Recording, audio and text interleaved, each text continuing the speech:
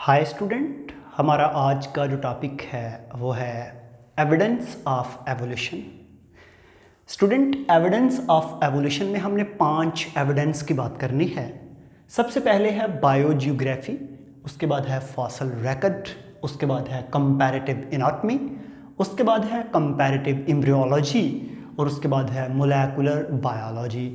बहुत से स्टूडेंट ने मुझसे क्वेश्चन किए कि सर आपने न्यू डार्विनिज्म, लामार्किज्म और आपने डार्विनिज्म की थीरीज़ को बताया कि एवोल्यूशन होता है, तो आप उसके एविडेंस भी दें। तो मेरा जो इससे पिछला लेक्चर था, जो इसका एविडेंस ऑफ एवोल्यूशन का पार्ट 1 था, उसमें मैंने 2 पॉइंट को बड़ा अच्छा एक्सप्लेन किया था, बायोजियोग्राफी को और फॉसल रिकॉर्ड को। आज हमने नेक्स्ट 3 टॉपिक को डिस्कस करना है। तो स्टार्ट करते हैं। सबसे पहले हम कंपैरेटिव एनाटॉमी से। अंडरस्टैंड? किससे स्टार्ट करना है? कंपैरेटिव एनाटॉमी से। देखिए स्टूडेंट, कंपैरेटिव एनाटॉमी को मैं यहाँ पे पॉइंट को डिस्कस करने से पहले कुछ चीज़ें आपके साथ मैं शेयर करता हूँ। वो चीज़ें क्या क्या हैं? वो चीज़ें ये हैं कि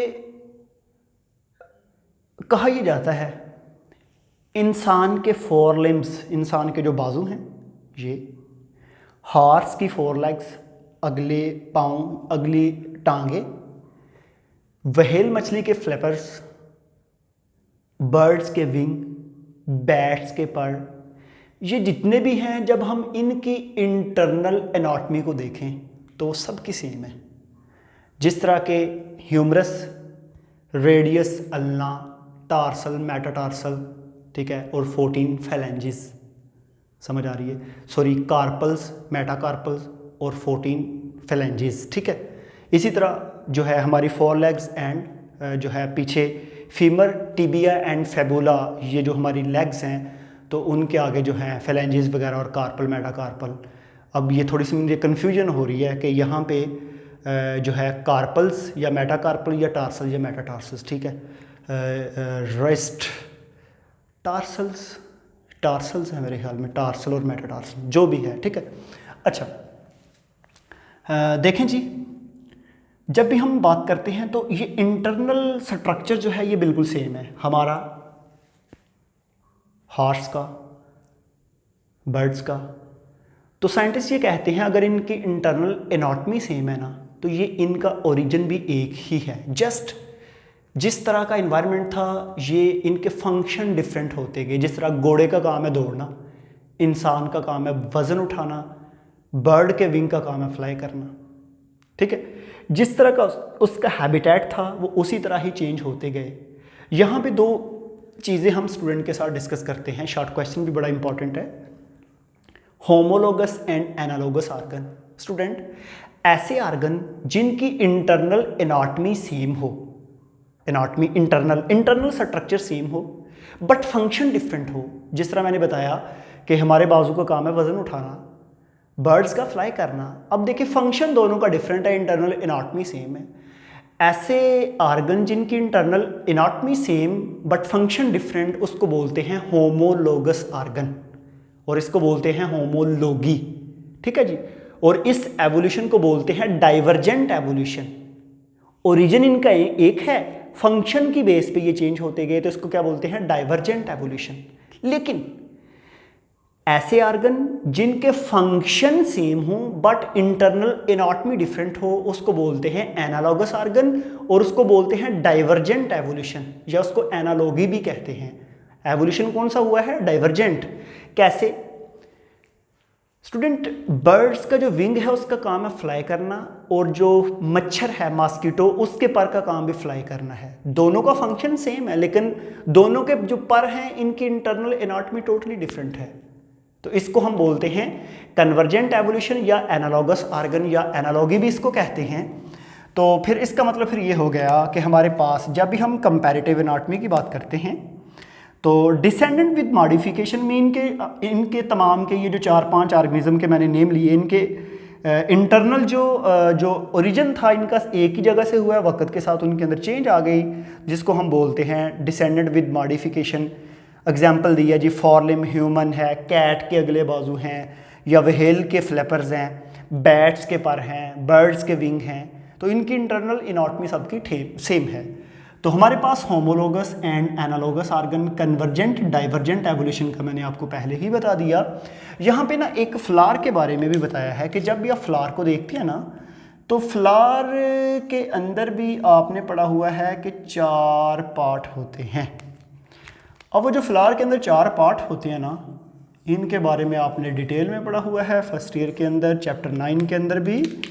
तो अगर आप इसको देखें, ये इसके पेटल्स हैं, ये हैं केलैक्स, कोरोला, एंड्रोशियम एंड गाइनोशियम। अब ये जो फ्लावर के डिफरेंट पेटल्स हैं ना, या फ्लावर के जो पार्ट हैं, ये सारे के सारे लीफ से बने हुए हैं। लीफ से ही एवोल्यूशन हुआ, ये फ्लावर बना। समझ आ रही है?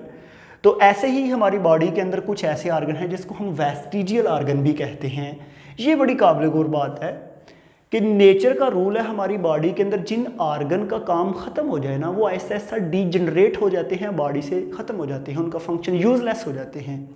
जिस तरह हमारी बॉडी के अंदर एक छोटी सी अपेंडिक्स है, जो हमारी इंटेस्टाइन, जिधर स्मॉल और लार्ज इंटेस्टाइन आपस में अटैच होती हैं, उस जगह पे होती है। और आपकी बुक में एक वर्ड लिखा होगा वर्मीफॉर्म अपेंडिक्स। वर्मीफॉर्म होता है जिस तरह वो अर्थवर्म नहीं होता, जो कैंचवा, गंडोया जिसको हम कहते हैं बरसात के मौसम में, उस तरह की छोटी सी आउटग्रोथ। अब ये जो है, इसको हम वेस्टिजियल ऑर्गन भी कहते हैं। ऐसे ऑर्गन जिनका हमारे आबाओ अजदाद के अंदर तो फंक्शन थे, बट हमारी बॉडी के अंदर उसका कोई फंक्शन नहीं है, तो उसको हम कौन से ऑर्गन कहेंगे? Vestigial organ. क्योंकि वो कच्चा गोश्त खाते थे, कच्ची सब्जियां और पत्ते वगैरह खाते थे, इसलिए कहा यह जाता है कि इसके अंदर कुछ ऐसे एंजाइम होते थे जो उसकी फर्दर डिजेशन करते थे, या जो भी प्रोसेस उसमें होता था। लेकिन वक्त के साथ साथ इंसान ने उन चीज़ों से जान छुड़ाई, तो आज हमारी बॉडी में इसका कोई भी फंक्शन नहीं है। तो ये मैंने आपको इंटरनल एनाटॉमी के अंदर कुछ चीज़ें बताई। उसके बाद है जी कंपैरेटिव एम्ब्रियोलॉजी, जो अगला इसका एवोल्यूशन का एविडेंस है, कंपैरेटिव एम्ब्रियोलॉजी। जब भी स्टूडेंट आप कंपैरेटिव एम्ब्रियोलॉजी की बात करते हैं ना, एम्ब्रियो को आपको पता है कि जब स्पर्म और एग आपस में फर्टिलाइज करते हैं तो जाइगोट बनता है। वो जाइगोट की आगे डिवीजन होती है, तो फिर वो आगे 3 मंथ के बाद वो फीटस कहलाता है, फिर वो बेबी कहलाता है, और फिर वो बर्थ हो जाती है। तो ये जो तमाम जितनी भी स्टेजेस हैं, इसको हम डेवलपमेंट स्टेजेस कहते हैं। तो इनका जो एम्ब्रियो होता है, मेरी बात को ज़रा गौर से सुने। अब माँ के पेट में जब बेबी की डेवलप हो रही होती है ना, बर्ड्स के साथ रेप्टाइल, एम्फीबियन, मैमल्स, ये जितने भी एनिमल्स हैं, अगर आप इनके एम्ब्रियो की डेवलपमेंट देखें ना, तो जब ये डेवलप कर रहे होते हैं तो ये तमाम की स्टेजेस एक जैसी हैं, सिमिलर स्टेजेस होती हैं इन एम्ब्रियो की डेवलपमेंट की, ठीक है। और कंपैरेटिव एम्ब्रियोलॉजी के अंदर एक और बड़ी चीज़ ये है कि ये जितने भी एम्ब्रियो बनते हैं ना, फिश है, फिश के साथ वो एम्फीबियन है, बर्ड्स है, मैमल है, जिसका भी है, इनके एम्ब्रियो के अंदर एक स्ट्रक्चर बनता है जिसको हम गिल पाउचेस कहते हैं। क्या बोलते हैं? गिल पाउचेस। वो जो गिल पाउचेस होती है ना, तमाम एम्ब्रियो के अंदर बनती हैं। तो स्टूडेंट ये भी कहा जाता है कि देखें, तमाम ऑर्गेनिज्म के एम्ब्रियो के बनने के प्रोसेस सेम हैं, इसलिए ये एक ही ऑर्गेनिज्म से, एक ही जगह से इवॉल्व हुए, इनका एवोल्यूशन एक ही जगह से हुआ। और दूसरे नंबर पे तमाम एम्ब्रियो में गिल पाउच भी बन रहे हैं। अब वो जो गिल पाउच है ना, बाद में मॉडिफाई होकर डिफरेंट ऑर्गेनिज्म के अंदर उसके डिफरेंट फंक्शन है। जिस तरह वही गिल पाउच जो होते हैं वो फिश के अंदर बन जाते हैं गिल्स का काम है कि वाटर के ऑक्सीजन को ऑब्जॉर्व करना वाटर से। और टेरेस्ट्रियल एनिमल जो होते हैं, हमारी बॉडी में चूंकि गिल्स नहीं है, तो वही गिल पाउच क्या करती हैं, हमारी बॉडी में कन्वर्ट हो जाती हैं यूस्टेचियन ट्यूब्स में, जिसका काम होता है कि हमारा जो मिडल एयर, जो कान का दरमियानी हिस्सा है, उसको गले के साथ जोड़ना। किसका काम है? यूस्टेचियन ट्यूब का। और वो किससे बनती है? गिल पाउच से। गिल पाउच जो है वो तमाम एम्ब्रियो के अंदर बनती है।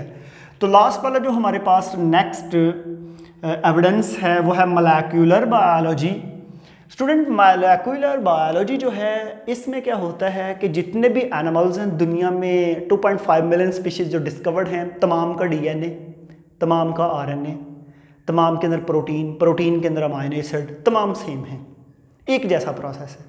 सब के अंदर न्यूक्लियोटाइड हैं, सब के अंदर जो है वो ribo sugar, deoxy ribo sugar, adenine, guanine, thymine, cytosine, uracil, बहुत डिटेल में मैं आपको जो है पीछे 2-3 चैप्टर में लगातार पढ़ा के आ रहा हूँ। तो उस वजह से ये कहा जाता है कि इसके कॉमन इंसेस्टर हैं। मैंने एक जेनेटिक कोड वाला टॉपिक पढ़ाया था, उसमें मैंने बताया था genetic code universal and non universal, वो भी बताया जाता है। तो उस वजह से कहा जाता है कि यूनिटी डाइवर्सिटी है, मीन कि एक ही पॉइंट से ये सारी की सारी स्पीशीज़ डाइवर्स हुई। ह्यूमन और बैक्टीरिया में देख लें, एक फर्स्ट ईयर के अंदर आपने चैप्टर 11 में एक टॉपिक पढ़ा था ETC इलेक्ट्रॉन ट्रांसपोर्ट चेन, उसमें आपने पढ़ा था NADH, NADP, FADH2 जब इलेक्ट्रॉन ट्रांसपोर्ट चेन में जाती हैं तो वहाँ पे इलेक्ट्रॉन को इमिट करती हैं, फिर उससे ATP बनती है और वहाँ पे साइटोक्रोम है A, B, C and C3। तो सारा जो प्रोसेस है तमाम ऑर्गेनिज्म के अंदर एक जैसा है, जिसकी वजह से हम कहते हैं कि ये एक ही पॉइंट से ओरिजिनेट होते हैं। तो फिर एविडेंस ऑफ एवोल्यूशन में मैंने 5 आपको एविडेंस बता दिए। पहला है बायोजियोग्राफी, उसके बाद है फॉसल रिकॉर्ड, उसके बाद है कंपैरेटिव एनाटॉमी, कंपैरेटिव एम्ब्रियोलॉजी और लास्ट पे है मोलेक्युलर बायोलॉजी। और इसमें जो सबसे इंपॉर्टेंट एविडेंस है वो कौन सा है? Fossil record. इसलिए जिन स्टूडेंट ने ये वाला लेक्चर यहाँ से स्टार्ट किया वो फॉसल रिकॉर्ड को एक दफ़ा ज़रूर देख लें, क्योंकि फॉसल रिकॉर्ड एक ऐसा टॉपिक है जिसने वाकई एवोल्यूशन के ऊपर हर चीज़ को एक्सप्लेन किया और लोग उस पर मानते भी हैं। ओके, आज के लिए थैंक यू।